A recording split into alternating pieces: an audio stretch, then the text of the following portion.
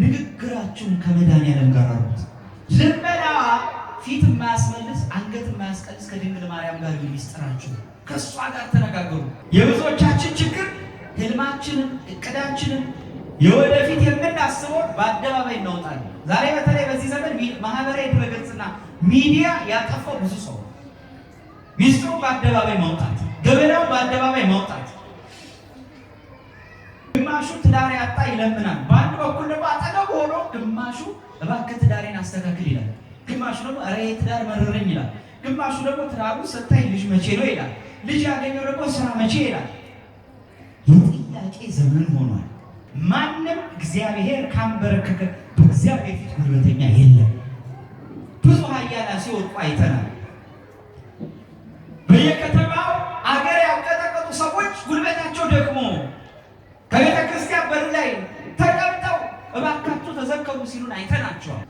ሰው አላየኝም ብላችሁ አደራችሁን፣ ሰው አልተመለከተኝም ብላችሁ የእናንተ ያልሆነው ነገር እጃችሁን አሰዙ። ወንድሞቼ ሁሌም እንደ ዮሴፍ ሆኑ። ዮሴፍ ቂም አልያዘም። ዮሴፍ ክፋትን አልያዘም። በቀል አላሰበም። አደራችሁን በቀለኛ እንዳትሆኑ። ምናልባት በእናንተ ህይወት ውስጥ ታሪካችሁን የደረሱ ሰዎች ይኖራሉ። እመኑኝ እናንተ ክርስቶስ መስላችሁ ነው። በማንም ላይ ክፋትን እንዳታስቡ። በማንም ላይ በእናንተ ላይ እሾህ ስላደረገ እሾህን ለመንደፍ እንዳትሞክሩ። ነገ እናንተ ህይወት አላችሁ። ነገ እናንተ ፍርድ አለ። እግዚአብሔር ፊት በፍርድ እንጠየቃለን። እንደ ዮሴፍ አዳጊ በቀል ሆኖ በቀልን የምትረሱ ያኔ ክርስቶስ በእናንተ ይደሰታል። ያኔ ክርስቶስ በእናንተ ሐሴት ያደርጋል። እስቲ እነዚህን ገድላቱን አንብቡ፣ ድርሳናቱን ቤተ ክርስቲያንን የሞሏትን ቅዱሳን ታሪካቸውን ተመልከቱ። አንድም ጻድቅ በክፋት ፈንታ ክፋትን አልከፈለም። አቡነ ኪሮስን አላያችሁ? እኛ ደገኛ አባት ወልድ በረከታቸው ይደርብንና አቡነ ኪሮስ ማለት አባ ኪሮስ ጻድቁ ከአባታቸው ከአባ በቡንዳ ጋር በነበሩበት ገዳም ውስጥ በዓታቸው ውስጥ የማያውቁት አንድ መነኩሴ በረሃ ሲዞር አየና ርቦት ነው እና ቀረበና እናንተ ሰዎች መነኮሳት ሰው ታስጠጋላችሁ አላቸው። እንዴት አናስጠጋ? እኛ እኮ መነኮሳት ነን፣ ናግባ ብሎ አስገቡት። ለካይ መነኩሴ ለጊዜው ይራቦት ሲመለከት አስቀድሞ ከዓመት በፊት ቅዱስ ሚካኤል ተገልጦ ከሰማይ ብርሃን የተላበሰ የሚያምር ጥፍጥና ያለው ከሰማይ መና ይዞ ሰጥቷቸዋል ለአባ በቡንዳና ለአባ ኪሮስ። እና ምን ብሏቸዋል? ይሄ መብል ለማንም እንዳሰጡ እናንተ ብቻ ነው የምትበሉት፣ የተቀደሰ መብል ነው፣ ሚስጥሩንም እንዳትናገሩ ብሏቸዋል። እና የአባት ለካ ይመለከታል። ይሄ ተንኮለኛ የነበረው አባት መነኩሴ አየና እናንተ ሰዎች ምንድነው ይሄ የማየው መብል ከምናውቀው መብል ይለያል አላቸው። አይ ከዓመት በፊት ቅዱስ ሚካኤል የሰጠን መብል ነው አሉት። በኋላ ምን አለ? ተንኮል አሰበ። በኋላ በልቶ ወጣና ምን አለ? እዛ ሌላ ቦታ ላሉት በረሃ መነኮሳት ወዲህ አካባቢ እኮ ያሉ መነኮሳት ሁለት አባቶች ተንኮል ይሰራሉ፣ ቅዱስ ሚካኤል ከሰማይ አወረደ እያሉ የሐሰት ወሬ ይነዛሉ ብሎ ክፋትን ተናገረባቸው። በኋላ ከቀናት በኋላ አባ ኪሮስ ወደ መሀል ከተማ ተልኮ ይሄዳል ለአገልግሎት። ይህም በመናገራቸው ወዲያው እግዚአብሔር አምላክ መምህሩ አባ በቡንዳን ይቀስፈውና ሰውነቱ አንበሶች እንዲበሉት ያደርጋል። አንበሶች። አባ ኪሮስ ይሄን አልሰማም። እሱ ከተማ ገብቷል እና ከተማ ሲገባ ለካ የንጉሱ ልጅ ሞቶ ኬልቄዶን ሀገር ውስጥ ሰራዊቱ ተሰልፎ አስክሬኑ ሊቀብር ይሄዳል። ደንግጦ እናንተ ሰዎች ምን እያደረጋችሁ ነው አላቸው የከተማውን ሰዎች። አይኛማ የንጉሱ ልጅ ልንቀብር እየሄድን ነው በክብር አሉት።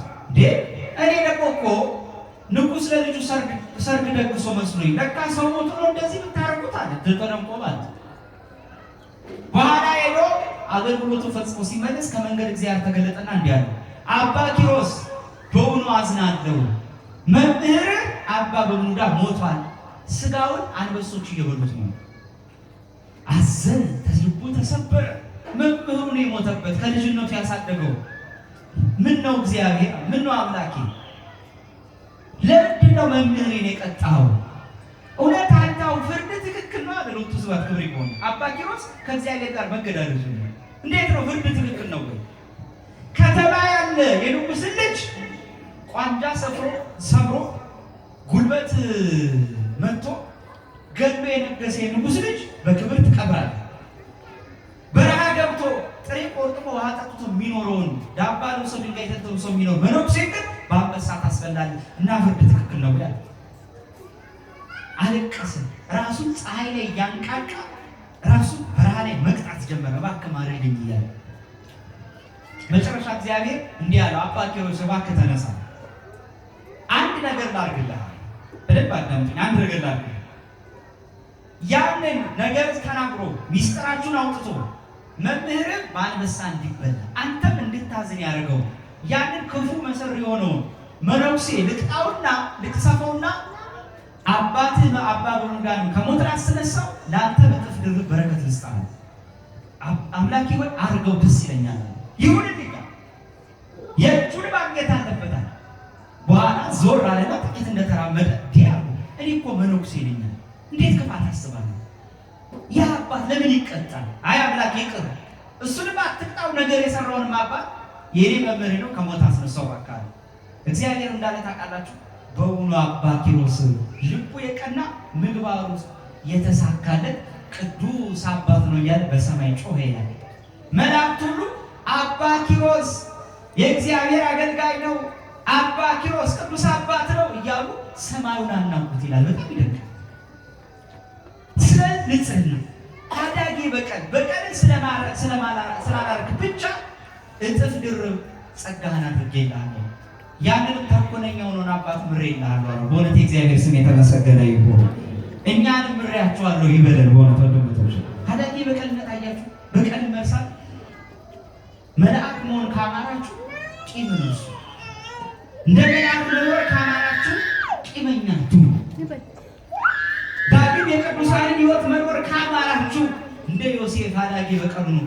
እሱን ከጉድጓድ ጥለው እነሱ ግን ከላይ ቁማር ይጫወቱ ነበር፣ መብል ይበሉ ነበር።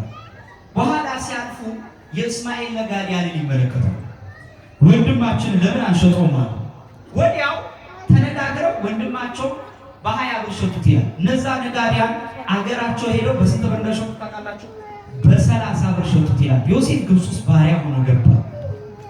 አሁን አባታቸው ጋር ሲሄዱ አባታቸውን ጋር ልብሱን በበግ ደም ነክረው፣ እንግዲህ የሕፃናት ወላጆች ከይቅርታ ጋር ያዙልን እሺ፣ ቃል እግዚአብሔር ስለሚሰጥ ያዙና እንግዲህ እንዳመላቸው አባቡልን እሺ። ወላጆች ቃል እግዚአብሔር ሲሰጥ ማስለመድ አለባችሁ። እናንተ ራሱ እናንተ ያላሳዛችሁን ከልጅነት ማን ሊያስተምራቸው ይችላል? እሺ፣ ይሄ ነው መሰረቱ። ከዚህ ካስተማራችኋቸው ይሄን ይዘው ያድጋሉ። እግዚአብሔር ጎቢያችንን ይማርክ።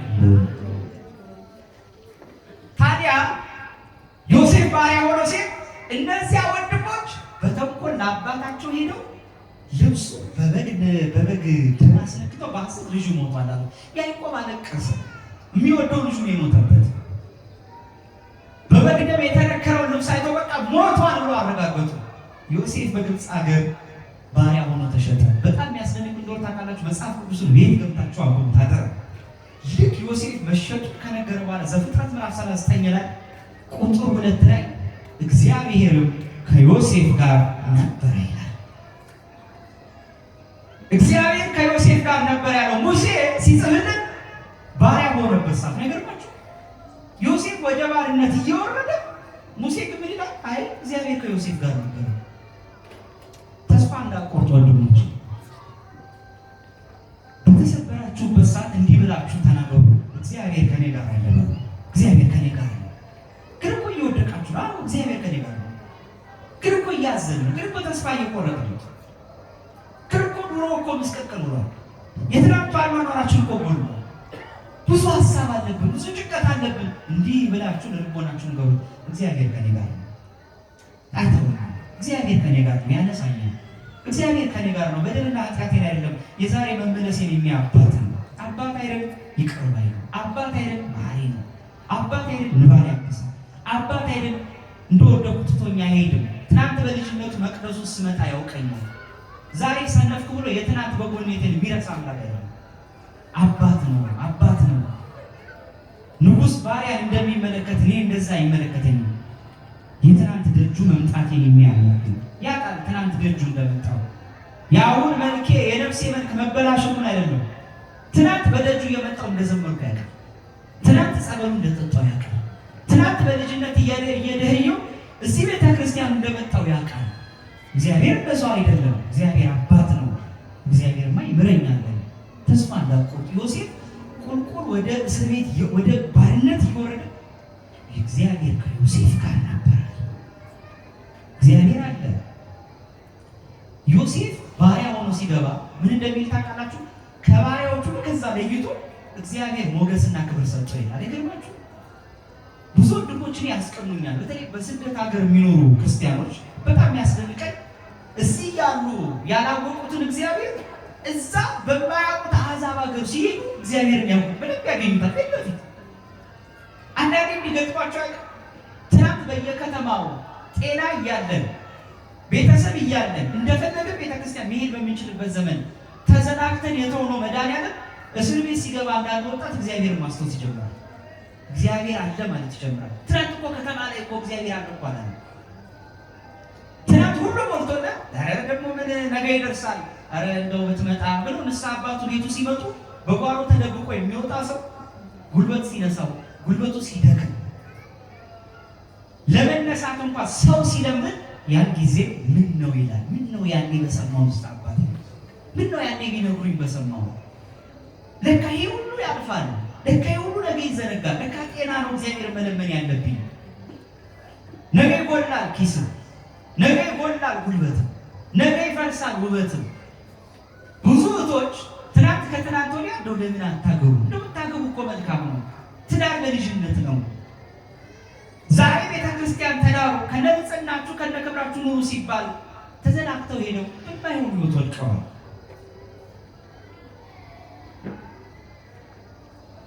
እግዚአብሔር የትናንትን የሚያይ አምላክ ጨካኝ አይደለም፣ ግን ደግሞ ዳግም ይጠራል፣ ዳግም እንደገና ይመልሳል። ዮሴፍ ወደ ባርነት ይሄደ፣ እግዚአብሔር ግን ዮሴፍ ጋር ነበር። ብዙ እስረኞች በየእስር ቤቱ የሚንገላቷሉ የሚያለቅሱ እነሱ ጋር እግዚአብሔር እንዳለ ብታዩ ከኛ በላይ በጣም ያስደንቃል። በየሆስፒታሉ የተኙ አሉ። አቤት እግዚአብሔር እንዴት እንደሚናፍቁት፣ አቤት መቼ ተነስቼ ዘምሬለት እንደሚሉ፣ አቤት መቼ ተነስቼ ጸልዬ ትናንት ያጡትን ለመካስ ነው የሚሯሯጡት። ለመካስ መጽሐፍ እንዲህ ይላል፣ በጉብዝና ወራት ማንን አስብ? እስቲ በሉ በጉብዝና ወራት በሉ ፈጣሪን አስብ። ወጣት ወንድሞቼ ነገን አትተማመኑ። ዛሬ ወዲህ ወዲያ ሳትሉ ሩጡበት። ይሄ ነገራችሁ ወደ ቤተክርስቲያን ዛሬ ተጠቀሙበት። ይሄን ጊዜያችሁ እንዳትዘናጉ። ነገን አታውቁትም። ነገ ሌላ ነው። ነገ እግዚአብሔር ነው። ነገን የሚጽፍ ነገን የሚያውቅ እግዚአብሔር ብቻ ነው። ዛሬ እንዳይቆጫችሁ አስቀድሱ። ዛሬ እንዳይቆጫችሁ ንስሐ ግቡ። ዛሬ እንዳይቆጫችሁ ኑና በደጁ ዘምራችሁ ቃሉን ተምራችሁ ሂዱበት። ነገን ማንም አያውቀውም። በጉብዝና ወራት ፈጣሪን አስበው። ዮሴፍ ባሪያውን ሲመጣ ግን እንደገና ፈተናው ደግሞ ጨመረ።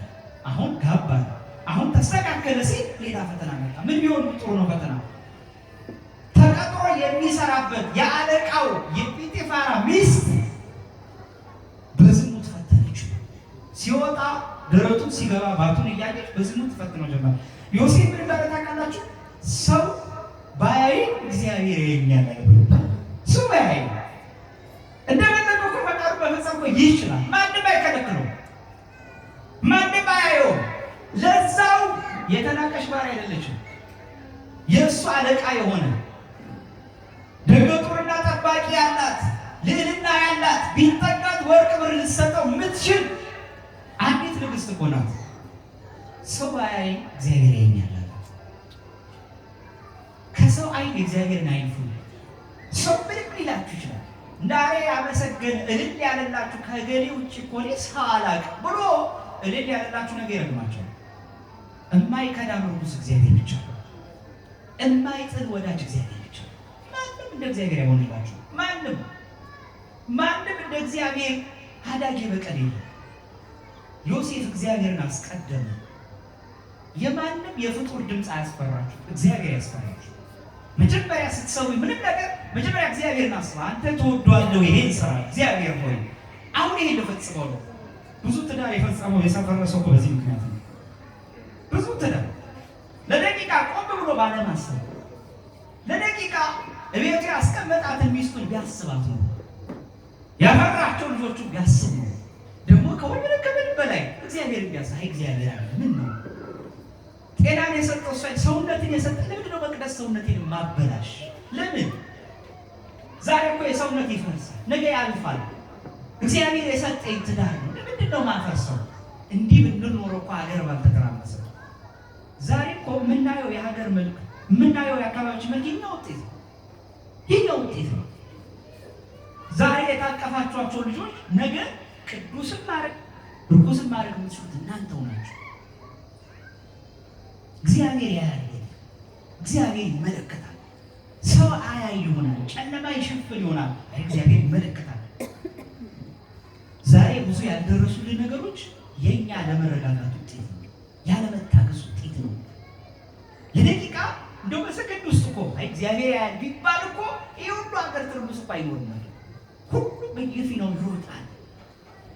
እኔ በጣም ይገርመኝ በጥንት ዘመኑ ይባላልና አንዲት እናት ልጇን አትቀጣውም ይባላል እና አትመክረው፣ መንገዱን አታሳየው እና በኋላ ዝም ስትለው ጎረቤት ይናገራል። ኧረ ተውት ልጅ ነው ትላለች እና አንድ ቀን በላብላ ሰርግ ቤት ይዘው ሄደች። ሰርግ ቤት እና በሰርግ ቤት ምግቡን እያነሳ ይደፋል፣ ብርጭቆውን ይጥላል። በኋላ ተበሳጨችና ዘንግ አምጥታ ልትመታው ስትል አንድ አረጋዊ አባት እጇን ያወጣ ልጄ እንዳትመጪ፣ ኧረ አባቴ ልቅጣው፣ ተይ ለዛሬ አይደርስልሽ። ምን አይልሽ? ለዛሬ ምን አይልሽ? አይደርስልሽ። እንደ ሀገር ለዛሬ ያልደረሱልን በጣም ብዙ ነገሮች። ይህ ሁሉ በየከተማው የምናየው የተበላሸ ስብዕና፣ የተበላሸ መልክ፣ የተበላሸ አካሄድ ትናንት የዘራ ነው። ለዛሬ አሁን አልደርሳል። ብዙ ሰው ተስፋ ቆረጠ። በሚያየው አሁን ሰው ሁሉ ይበሳጫል። ለዛሬ አልደረሰም። ለትናንት ለዛሬ አስበን አልዘራም። ዛሬ እንዲህ መጣ ይሆን ብለን ከኛ በታች ላሉት መልካም ነገር አላሳየናቸውም። ቤቱን ያፈረሰ አባት እንዴት ነው ነገ ልጁ መልካም ይሆን? በአንተ በኩል የአባትነት ፍቅርን ካላሳየው ነገ ሰው እንዴት የሀገር ፍቅር ሊኖር ይችላል? ነገ እንዴት የቤተ ክርስቲያን ፍቅር ሊኖር ይችላል? አፍርሰበታል እኮ ቤቱ። እንዴት ብሎ እሱ ሊያስብ ይችላል? እንዴት የስብና ይኖራል? ያልጠበቅሽው ትዳር፣ የበተንሽው ትዳር፣ ያ የተበተነች ሕፃን ልጅ ነገ ሄዳ በምትቀመጥበት ወንበር ላይ እንዴት ነው የእናትነት ፍቅር ሊገባት የሚችል? ነገ ቢሮ ውስጥ የምትመጣ አንዲት እናት ስሜቷን እንዴት ልትረዳ ትችላለች? አላየችውም፣ አላሳየሻትም። በቤቷ የዘራነው ውጤት ነው፣ ያጠራቀምነው ውጤት ነው። አሁንም ካልሰራን፣ አሁንም ምግባር ሃይማኖት ከራቀን ነገ የሚመጣው እየባሰ ነው የሚመጣው። ዮሴፍ እግዚአብሔር ያያል የሚል ቤተሰብ መፍጠር አለብን። እግዚአብሔር ያያል የሚል አባት መምጣት አለበት። እግዚአብሔር ያያል የምትል እናት መምጣት አለባት። የተለያዩ እናት አባቶቻችን ይሁን ያላት ሴት መምጣት አለባት። ይሄ ካልሆነ ምናየው ነገር ሁሉ አይሳካም። እና ዮሴፍ ታገለች ይላል መጽሐፍ። ታገለች ነው በጣም ያስደንቀው። ልብሱን ጥሎላት ወጣ ይላል ኦሪት ዘፍጥረት ምዕራፍ 39። ምኑን ጥሎላት ወጣ? እስቲ በሉት፣ ልብሱን በሉ ጥሎላት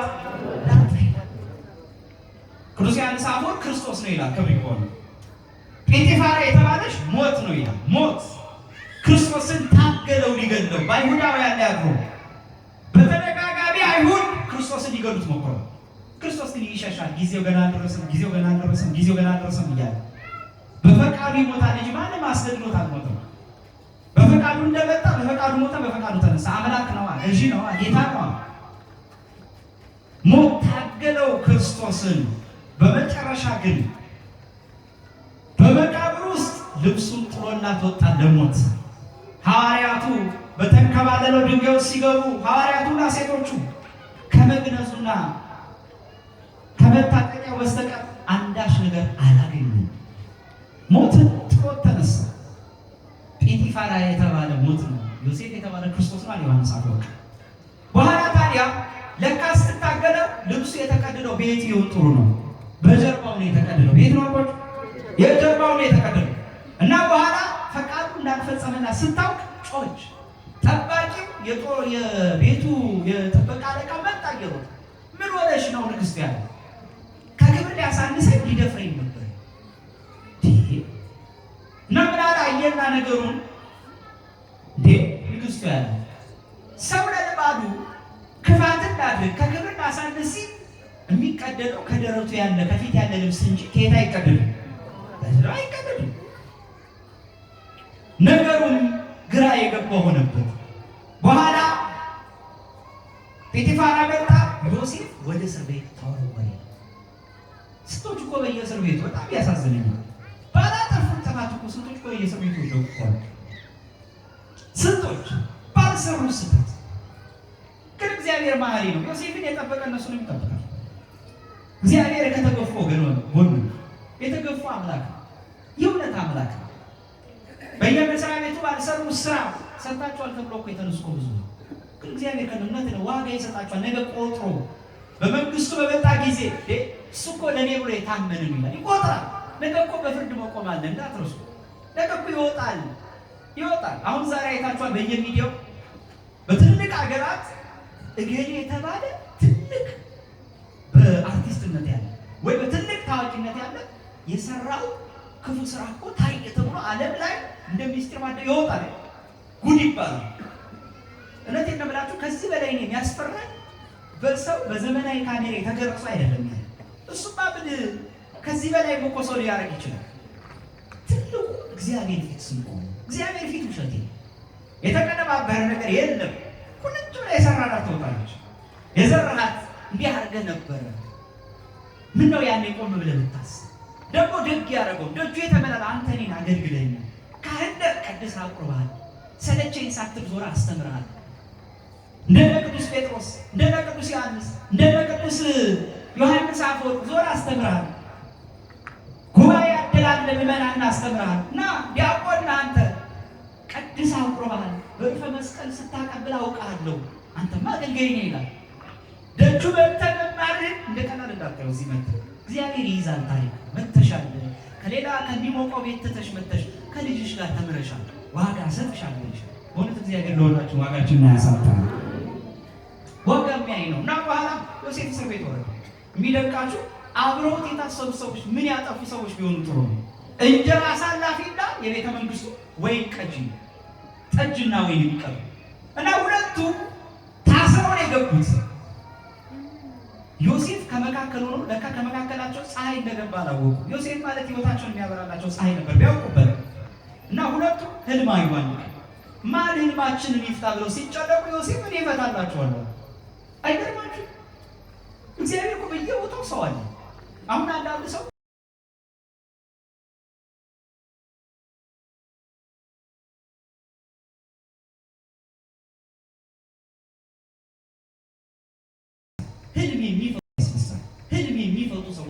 ህልም የሚፈቱ ሰዎችን ያመጣል።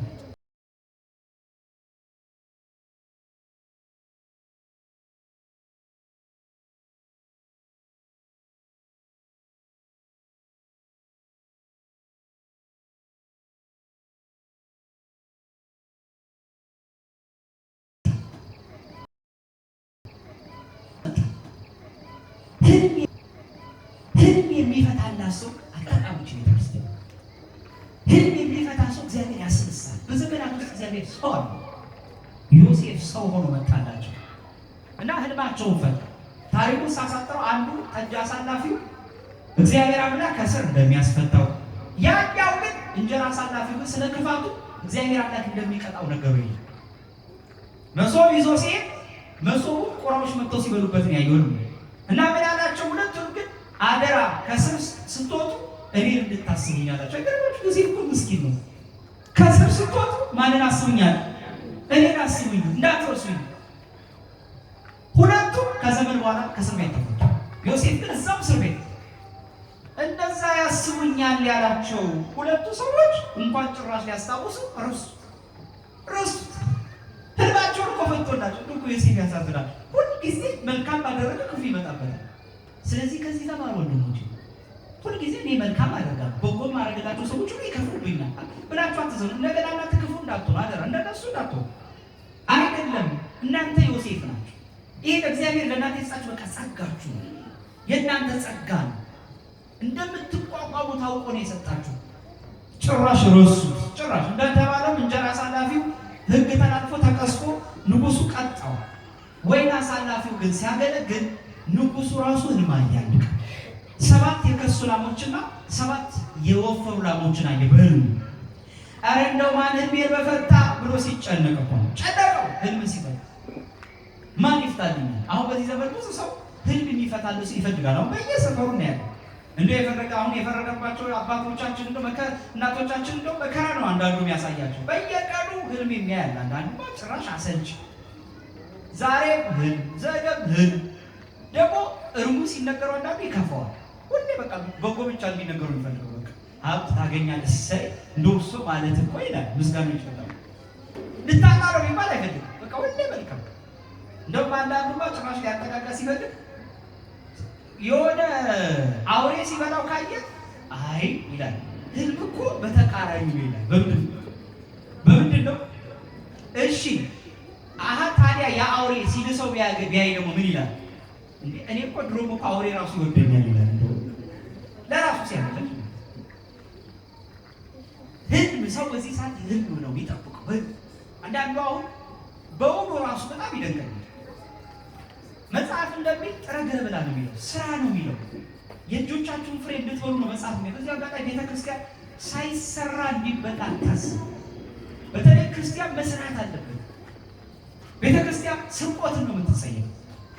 ማንም ሳይሰራ እንዲበላ አታዝ።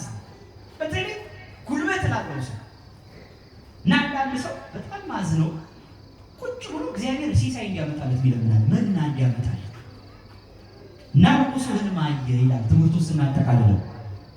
ህልም አየ። ህልሙን ማን ይፍታልኝ ሲል ያ ጠጅ አሳላፊ ምን አለ? ዮሴፍ የሚባል እኮ አውቃለሁ እስር ቤት አይታችሁ እግዚአብሔር ፀሐይ ሲያወጣ ቀን ሲያወጣ። አሁን የዮሴፍ ደግሞ ጊዜ መጣ። የእናንተ ጊዜ ሲመጣ መኑኝ ማንም አያስቆማችሁ እግዚአብሔር ካለ። የእናንተ ፀሐይ የወጣ ቀን ማንም አያጨልመው። ሰው ያጨለመባችሁን ሰማይ የሚያነጋላችሁ ክርስቶስ እሱ ካነጋ ማንም አያጨልመው።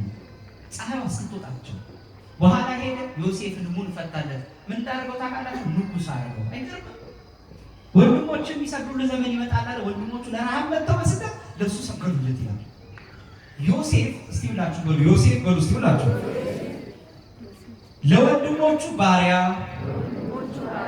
ለአባቱ ሙት፣ ለእግዚአብሔር ግን ንጉሥ ነበር። ይሄን ያለው ቅዱስ አምብሮስ የተባለው ሊቅ ነው። እግዚአብሔር አምላክ እንደ ዮሴፍ ከወደቅንበት ያነሳል፣ ከተረሳንበት ያስታውሳል። እግዚአብሔር አምላክ ዛሬ መውደቃችን እንዲሆን የነገ መነሳችንን ይጻፍልን። በኃጢአት በመሰነካከል በውድቀት በኑሮ ምስቅልቅል በተስፋ መቁረጥ ላለን ክርስቶስ ፀሐይ ሆኖ ልቦናችንን ያብራል። እግዚአብሔር አምላክ ፍጻሜያችንን ያሳምርልን። ይቆየን። ወስብሐት ለእግዚአብሔር ወለወላዲቱ ድንግል ወለመስቀሉ ክቡር።